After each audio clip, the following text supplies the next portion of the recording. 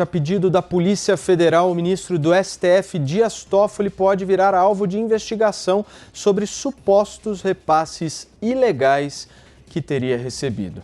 A acusação parte do acordo de colaboração premiada do ex-governador do Rio de Janeiro, Sérgio Cabral. Ele afirma que Toffoli teria recebido em 2014 e 2015 R$ 4 milhões para favorecer 2 prefeitos do estado em processos no Tribunal Superior Eleitoral. Por meio de assessoria, o ministro Dias Toffoli afirmou não ter conhecimento dos fatos mencionados e negou ter recebido valores ilegais. Também disse que não atuou para favorecer qualquer pessoa no exercício de seu cargo no Judiciário brasileiro. Eu vou fazer a mesma pergunta que a gente fez para a nossa audiência agora a vocês três. O Supremo Tribunal Federal vai autorizar a investigação contra o Dias Toffoli ou não, Serrão? Dificilmente. Se isso acontecer, o mundo vem abaixo. Provavelmente o Supremo não vai jogar contra o próprio patrimônio, como a turma costuma dizer no jogo de futebol. Esse caso do Toffoli é muito grave, é muito sério, porque ele é fruto de uma delação premiada de Sérgio Cabral Filho, segundo o ex-governador do Rio de Janeiro, que está condenado lá a mais de 280 anos por crimes ligados à corrupção. Se depender do Supremo, depois dessa ele não sai da cadeia tão cedo.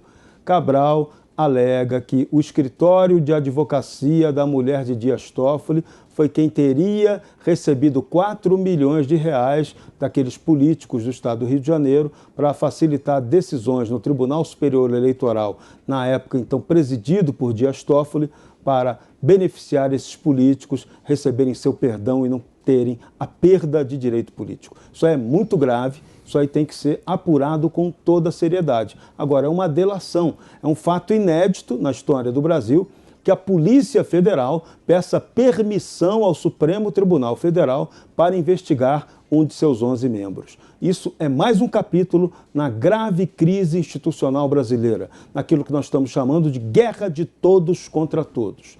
Nesse caso, até parece uma resposta meio indireta do governo Jair Bolsonaro, do Poder Executivo, dando um troco no Poder Supremo. Ainda mais depois que houve uma reivindicação, uma cobrança dura das ruas, exigindo que o presidente Jair Bolsonaro tome providências contra eventuais abusos de autoridade cometidos pelo Supremo Tribunal Federal, que atropela todos os demais poderes e o Supremo, claramente, está exercendo a sua hegemonia sobre os demais poderes, executivo, legislativo, até o judiciário, quando se atropelou até a decisão de 3 instâncias judiciais que resolveram condenar Lula na Lava Jato, mas o Supremo deu aquele perdãozinho que reabilita o petista para disputar a presidência da República no ano que vem. Então, esses pontos são graves, têm que ser realmente apurados. Agora, por trás de tudo está a guerra de todos contra todos. Parece que a ação do Executivo tem um cheiro de vingancinha do Palácio do Planalto contra o Supremo Tribunal Federal. Se é verdade ou não, o tempo vai dizer. Muito bem. Amanda Klein, o que você acha? Eu concordo com o Serrão no sentido que muito dificilmente o Supremo Tribunal Federal vai acolher esse pedido de abertura de inquérito da Polícia Federal e por uma razão, um motivo muito simples, né? É o espírito de corpo nesses meios, né? É o que normalmente acontece nesses meios, haja visto na Câmara dos Deputados, por exemplo, em que até hoje nós temos uma parlamentar acusada de mandar matar o próprio marido que ainda não teve o mandato cassado, vejam só. Então, essa decisão, melhor dizendo, está nas mãos do ministro Edson Fachin. Só para a gente relembrar um pouco, na verdade, o Sérgio Cabral, que já foi condenado a mais de 300 anos de prisão, fez isso como uma complementação da delação premiada dele, né? Ele falou dessas tratativas com a Roberta Rangel, via o escritório da Roberta Rangel, que é mulher do Dias Toffoli, pagamento desses 4 milhões de reais em troca de pareceres positivos aí nesses processos de 2 prefeitos do Rio de Janeiro. Agora, o Cabral disse até que teria como prova uma agenda de encontros com os envolvidos e também contatos telefônicos feitos com esses envolvidos. O ministro Dias Toffoli, obviamente, nega tudo. O mais estranho é que o Cabral fechou esse acordo de delação premiada, foi um pouco parecido com o caso do Palocci, né, que fechou o acordo de delação premiada com a Polícia Federal depois de ser rejeitado pelo Ministério Público. No caso do Cabral, o acordo de delação premiado foi rejeitado pela Procuradoria-Geral da República, pelos procuradores do Rio de Janeiro, e ele conseguiu fechar esse acordo com a Polícia Federal. A PGR manifestou-se contra. Na época, o ministro Fachin aceitou, né, esse acordo de delação premiada, e aí a PF solicitou a abertura de inquéritos contra ministros. Olha, tem muita gente poderosa, ministros do STJ, do Tribunal de Contas da União e parlamentares. Então, essas investigações foram autorizadas pelo Fachin, mas aí o Procurador-Geral da República, Augusto Aras, pediu ao presidente, ao então presidente do STF, o ministro Dias Toffoli, que arquivasse esses pedidos de inquérito, essa delação, e o ministro Dias Toffoli assim o fez no apagar das luzes do seu mandato, né, no ano passado. Então é estranho, porque até conversando com um criminalista, ele me disse, é estranho porque se o ministro Dias Toffoli estava implicado nesses casos, obviamente ele não poderia ter decidido por engavetar esses inquéritos, essa delação premiada. Então agora essa decisão está nas mãos do Edson Fachin, vamos esperar para ver o que vai acontecer, mas eu também acho muito difícil que isso siga adiante. Constantino, e você?